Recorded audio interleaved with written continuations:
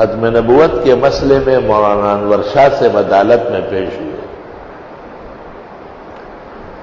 تو آپ نے کچھ گفتگو کی تو قادیانی وکیل نے کہا کہ حضرت باحوالہ بات کریں. آپ نے کہا یہ تمہید ہے، تمہید متکلم اپنے لیے قائم کرتا ہے، جب دعویٰ و دلیل کا وقت آ جائے گا تو آپ کا یہ عدالت کا کمرہ تنگ پڑ جائے گا. لوگ بڑے حیران ہوئے جب آپ نے اس پر کلام شروع کیا کہ انا خاتم النبیین لا نبی بعدی. یہ آیت قرآن کے برابر ہے، متواتر ہے، تعاملاً تعارفاً اعتقاداً یہ متواتر حدیث ہے. اصل میں ایک واقعہ ہوا تھا، ایک لڑکی کا نکاح ہوا تھا اور خاوند مرزائی تھا. لڑکی مضبوط عقیدے کی مسلمان تھی. اس نے عدالت میں استغاثہ دائر کیا کہ میں مومن مسلم حضرت صلی اللہ علیہ وسلم کو خاتم النبیین مانتی ہوں اور حضرت عیسیٰ علیہ السلام کو زندہ تابندہ آسمانوں میں مانتی ہوں، جبکہ میرا خاوند دونوں عقیدوں میں مخالف ہے. وہ کہتے ہیں ہمارے نبی کے بعد قیامت تک نبی آتے رہیں گے، اور حضرت عیسیٰ کو کہتے ہیں کہ وہ مر چکے ہیں، اور وہ عیسیٰ جس کا ذکر قرآن و سنت میں ہے وہ بھی مرزا ہے، اور وہ مہدی وہ بھی مرزا ہے، لہذا مجھے چھڑائی دی جائے، نجات دی جائے. مرزائیوں نے اس کے مقابلے میں جو جواب داخل کیا اس کا حاصل یہ تھا کہ یہ اختلافی مسئلہ ہے، ہم بھی ایک اسلامی فرقہ ہے، جیسے مالکی اور حنفی اور شافعی اور حنبلی اور شافعی اور حنفی کا نکاح ہو سکتا ہے اختلاف کے باوجود. تو عدالت میں انگریز تھا، سکھ تھا، ہندو تھا، ججز پینل تھا پورا، لیکن یہ لوگ بے شک مسلمان تو نہیں تھے، منصف بہت تھے. انہوں نے کہا یہ خالص علمی مسئلہ ہے. اور ہندوستان بھر کے اکابر علماء کو نوٹس جاری کیا کہ ہمارے پاس ایک کیس آیا ہے، اس میں مسلمان لڑکی ہے اور وہ اسلام کا دعویٰ کرتی ہے، اور خاوند مرزائی قادیانی ہے اور وہ اس کے خلاف ہے، اور وہ بھی اپنے آپ کو مسلمان سمجھتا ہے. علماء دین سے کہا گیا کہ آپ عدالت آئے اور عدالت کی معاونت کریں کہ یہ لوگ مسلمان ہے یا نہیں. شیخ الجامعہ پنجاب میں ایک بزرگ عالم تھے غلام احمد صاحب، انہوں نے علماء پنجاب سے مشورہ کر کے دیوبند کو تار دے دی، دارالعلوم دیوبند کو.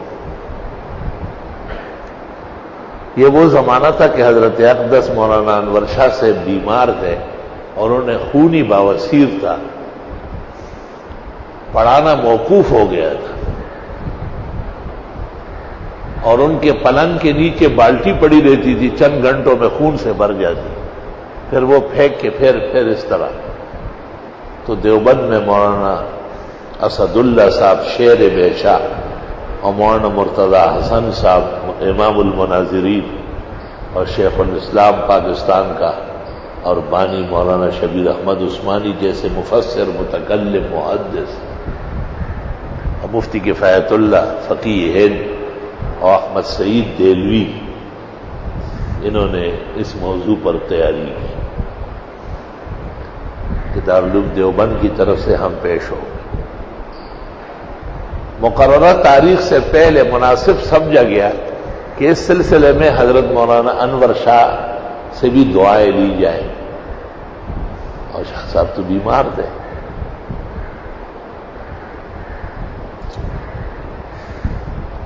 جب حضرت شاہ صاحب کی خدمت میں گئے، شاہ صاحب لیٹے ہوئے تھے اور طبیعت بہت ناساز تھی، لیکن جب یہ بات سنی تو ان سے کچھ سوالات کیے کہ مرزائی وکیل یہ کہے گا تم کیا جواب دو گے.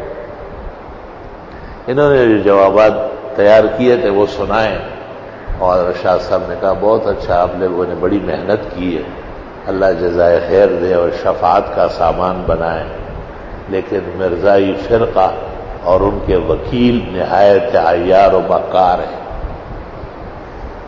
ایسا موڑ آئے گا کہ وہ آپ کو بند کرے گا. اور اندیشہ ہے کہ اس وقت تک میری روح نہ نکلی ہو اور میں بستر مرگ پر کانوں سے سنوں کہ مسلمان کیس ہار گئے. یہ میری زندگی کی تباہی کا واقعہ ہوگا اور شاید اس سے بڑھ کر رسوائی نہیں ہوگی، اس لیے میں خود جاؤں گا. وہ بڑے حیران ہو گئے اور حضرت شاہ صاحب نے جیسے ہی کہا میں خود حاضر ہوں گا اور مسئلے کی وضاحت کروں گا اور مرزائیوں کے ہر طرح اعتراضات و سوالات کا جواب دوں گا، تو شاہ صاحب کے اس کہنے کے ساتھ رنگ تبدیل ہو گیا اور وہ جو خون ٹپکتا تھا وہ رک گیا اور آپ بیٹھ گئے اور آپ نے اپنے خاص شاگردوں کو طلب کیا اور ان سے کہا جن جن کتابوں کا میں کہتا ہوں ان کے بستے تیار کرو.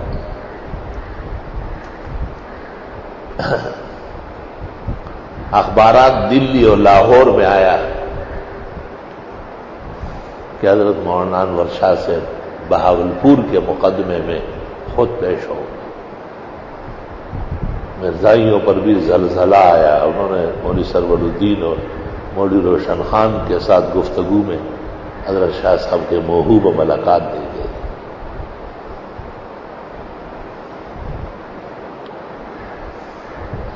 مولانا غلام احمد صاحب شیخ الجامعہ نے پورے ہندوستان، اس وقت ہندوستان تھا، یہ خبر شائع کی کہ حضرت مولانا انور شاہ سے بہاولپور کے مقدمے میں بنفس نفیس آئے گے. چنانچہ حضرت کے جو ہندوستان کے طول و عرض میں تلامیذ تھے جنہوں نے حضرت شاہ صاحب سے دور حدیث پڑھا تھا، وہ بڑا غیرتی طبقہ تھا. انہوں نے موضوع سے متعلق تمام قلمی اور مطبوع کتابیں جس علاقے میں جو ممکن تھی تیار کر. مقررہ تاریخ پر حضرت تشریف لائے. ہمارے استاد محترم مولانا ادریس صاحب میرٹھی جو بنوری ٹاؤن کے شیخ التفسیر اور استاد الحدیث تھے اور وفاق کے الی الوفات صدر تھے، وہ ساتھ تھے. شاہ صاحب نے ہاتھ رکھا تھا، لیکن جب عدالت پہنچے تو حضرت نے کہا مولانا ہٹ جاؤ، مرزائی دیکھ لیں گے کہ ختم نبوت کا وکیل کمزور ہے، میں چل سکتا ہوں. اسی غیرت و ایمان حضرت خود عدالت داخل ہو گئے اور ایک طرف بیٹھ گئے. مرزائیوں نے اپنے کیس کی پیروی کے لیے مصر سے وہ کلا طلب کیے تھے کہ ہمارے ملک کے علماء عموماً عربی بولنے میں کمزور ہوتے اور مروب ہو جاتے ہیں تو جواب نہیں دے سکیں گے. وہ مصری وکیل جو تھا وہ یہ بحث کر رہا تھا کہ ختم نبوت کی کوئی حدیث صحت کو نہیں پہنچی اور سب پر کلام ہے، یہاں تک کہ خاتم النبیین پر بھی کلام ہے. اس لیے اگر کسی نے نبوت کا دعویٰ کیا ہے تو اس کو کافر نہیں کہنا چاہیے. بڑا نازک اور اصول کا مسئلہ اٹھایا. پورے عدالت میں سناٹا چھا گیا. مولانا شبیر احمد اور مولانا احمد سعید دہلوی اور مفتی اعظم ہند مولانا کفایت اللہ تمام اکابر ساتھ موجود تھے. سر شاہ صاحب پیچھے بینچ پر بیٹھے تھے. وہاں سے آپ نے آواز دی کہ فواتح الرحمود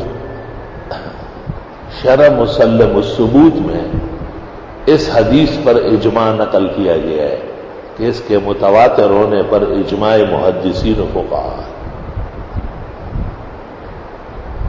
اس نے کہا کہ وہی لکھا ہوا ہے کہ غزالی نے اس کو ضعیف کہا ہے. حضرت نے کہا کہ عدالت سے درخواست کرتا ہوں، قادیانی وکیل مکر اور درو گوئی سے کام لے رہا ہے. فواتح الرحمود وکیل کے ہاتھ میں جج لے لے، میں صفحہ اور سطر بتاتا ہوں. اور حضرت صاحب نے عبارت پڑھی اور جج کو کہا کہ میں عربی کا لفظ بلفظ ترجمہ کر کے سناتا ہوں۔ وہاں امام غزالی نے کہا ہے کہ جس دور میں بھی اس کو کمزور کہا گیا وہ کمزور علماء تھے، اقویاء اور ثقات محدثین و فقہاء نے ہمیشہ اس کی تواتر و توارث تسلیم کی۔ بالکل برعکس پیش کر رہا تھا مرزائی وکیل، کیونکہ عموماً علماء کو اتنی زیادہ اطلاع نہیں ہوتی۔ عدالت نے جب یہ دیکھا کہ پیچھے ایک بیمار بوڑھا سا آدمی بیٹھا ہے اور جلد کے صفحے اور سطرے گنوا رہا ہے، تو عدالت نے کہا ہم گزارش کر سکتے ہیں کہ آپ آگے تشریف لائیں، آپ آگے تشریف لائیں۔ عدالت نے وکیل کو کہا خاموش ہو جاؤ، بالکل، ورنہ گرفتار کرا دوں۔ توہین عدالت ہے، جھوٹ بول رہے ہیں آپ۔ تو حضرت شاہ صاحب نے عدالت سے درخواست کی کہ بہتر ہوگا کہ میں اس موضوع پر ایک تقریر کروں۔ مجھے امید ہے کہ میری تقریر سے آپ کی عدالت کی تمام فضا صاف ہو جائے گی، اور دو مسئلے اس وقت زیر بحث ہے، میں اول ختم نبوت بیان کروں گا، آیات و احادیث آثار سے عرض کروں گا کہ یہ مسئلہ قرآن کریم کی طرح پختہ و مضبوط ہے کہ ہر طرح کی نبوت اور رسالت ہمارے پیغمبر پر ختم ہے، اور آپ کے بعد صرف عیسیٰ مسیح آئیں گے اور اس عہد کے امام مہدی ظاہر ہوں گے، باقی کوئی چھوٹا بڑا ٹیڑھی جاپانی نبی نہیں آئے گا۔ عدالت نے درخواست کی کہ ہم بہت خوشی محسوس کریں گے، اور وہ تو ایک ہی حوالے سے متاثر ہو گئے تھے بہت سخت۔ آپ نے اس وقت جو گفتگو کا آغاز فرمایا، اس مناسبت سے یہ بات یاد آئی کہ جب آپ نے کچھ کلام کیا تو قادیانی وکیل نے کہا آپ دلائل دیں۔ آپ نے کہا یہ میری تمہید ہے۔ تمہید متکلم کے لیے ہوتی، دعوے کے لیے ہوتی۔ جب دعوی و دلیل آئیں گے تو یہ عدالت کا کمرہ تنگ ہو جائے گا۔ جب آپ نے خاتم النبیین پر 244 کتابوں کے حوالے دیے اور تمام علماء نے ساری کتابیں آگے کر کے رکھ دی، اور ان کے غیرتی شاگردوں نے، تو عدالت نے اور بینچ منگوائے اور میز منگوائے اور منگوائے، وقتاً فوقتاً لوگوں کو پیچھے کرتے تھے۔ کتنے ہزار کتابیں منگوائی گئی۔ اس دوران عدالت نے درخواست کی کہ ہم آپ کے مقابلے میں فریق مخالف کی کوئی بات نہیں سنیں گے، وہ ان کی رسائی آپ کے علم تک نہیں ہے۔ ایسا ہو سکتا ہے کہ آپ صرف کتابوں کے نام لے اور حوالے کتاب نہ منگوائے کیونکہ جگہ نہیں رہی۔ آپ نے کہا ایسا ہو سکتا ہے۔ قادیانی وکیل کو خاموش کرنا آپ کا کام ہے اور مسئلہ سمجھانا میرا کام ہے۔ آپ نے اس ایک مسئلے پر 5 گھنٹے تقریر کی اور دلائلوں کے انبار لگائے۔ تو عدالت نے پوچھا کہ حضرت والا کا حافظہ اور اطلاع اور صلاحیت مشینری سے بڑھ کر ہے، دنیا میں کوئی کمپیوٹر کوئی مشین اس طرح نہیں ہو سکتی۔ آپ نے فرمایا یہ دین کی تائید کے لیے اللہ کمزور بندوں کو بھی قوت دے دیتا ہے، تواضعاً فرمایا۔ اور اس ججمنٹ میں ججز نے لکھا ہے کہ ہم نے یورپ اور کائنات کے بڑے کتب خانے اور لائبریریاں دیکھی، ہماری عدالت میں آج ایک مسئلے میں دیوبند کا ایک مدرس مولانا محمد انور شاہ پیش ہوا ہے۔ ہم نے ان جیسے حافظہ و یاداشت اور دنیا کی کتابوں تک رسائی نہ کبھی سنی ہے اور نہ دیکھی ہے۔ عدالت کو بہت فخر ہے اور بڑی خوشی ہے کہ کائنات کا ایک فرد فرید آج پیش ہوا ہے، اور اس نے مطلوبہ مسئلے میں عدالت کی بھرپور تعاون کیا ہے، اور عدالت اس نتیجے پر پہنچتی ہے کہ جس کو اسلام کہتے ہیں اور انبیاء و مرسلین لائے، اور آسمانی مذہب ہے جس کے آخری پیغمبر محمد رسول اللہ ہے، وہ اسلام اتنا مضبوط ہے کہ کوئی بھی اس کے خلاف کرے یا دعویٰ کرے اس کو نقصان نہیں پہنچ سکتا، جبکہ اس میں مولانا محمد انور شاہ جیسے علماء ہو۔ اور جو شخص اپنے آپ کو کبھی مدعی نبوت، کبھی مجتہد، کبھی مجدد، کبھی مہدی کہتا ہے، وہ مسیح یعنی غلام احمد قادیانی، وہ بالکل اسلام کے علاوہ ایک نظریہ ہے۔ ان عقائد و اعمال اور تناظر کا اسلام سے کوئی تعلق نہیں ہے، وہ بالکل غیر اسلام ایک مفروضہ ہے، وہ جعل سازی، یہ لکھا ہوا فیصلہ ہے۔ دیکھیے مقدمہ بہاولپور جو ختم نبوت نے شائع کیا ہے، اور اس واقعے کو ہمارے عزیز دوست مولانا رشید احمد صاحب لدھیانوی جو رحیم یار خان میں تشریف فرما ہوتے ہیں، جمعیت علماء اسلام کے بھی کوئی ذمہ دار ہے،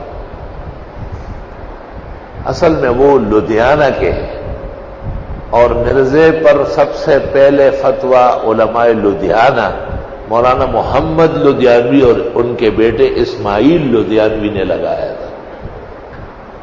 اصل میں لدھیانہ اور قادیان اس طرح ہے جس طرح گلشن اقبال اور گلستان جوہر ساتھ ساتھ ہے، اور دیوبند بہت دور ہے، تو حضرت گنگوئی کو اور دیگر اکابر دیوبند کو مرزے کی تحریرات نہیں پہنچی تھی، تو ازروئے احتیاط انہوں نے بعد میں تکفیر کی۔ اس سے بعض بدعتیوں نے کچھ اور بنایا، اس کا جواب مولانا رشید احمد لدھیانوی اور ان کے بڑوں نے دیا ہے۔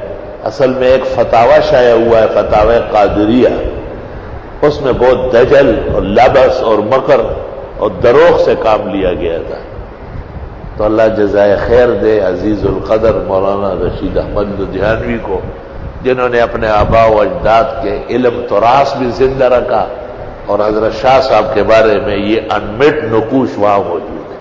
آج کل اس کتاب کا نام ہے مرزا غلام احمد قادیانی پر کفر کا فتویٰ، سب سے پہلے علماء لدھیانہ نے لگایا۔ یہ کتاب میں نے دور حدیث میں کہا ہر عالم و طالب کے پاس ہونا چاہیے۔ بلکہ عزیزم مولانا رشید احمد لدھیانوی سے اجازت لے لوں گا، احسن علوم کی طرف سے برادرم ہمایوں مغل شائع کرے میرے کچھ معمولی سے مقدمے اور تعارف کے ساتھ، تاکہ ہم اپنے درس کے بھائیوں کو فوراً تقسیم کریں۔ علم کا خزانہ و گنجینہ ہے، اور انور شاہ صاحب کے علوم کا مظہر عتم ہے۔ یہ جہان فانی ہے، کوئی بھی شیلا فانی نہیں، پھر بھی اس دنیا میں انور شاہ کا ثانی نہیں۔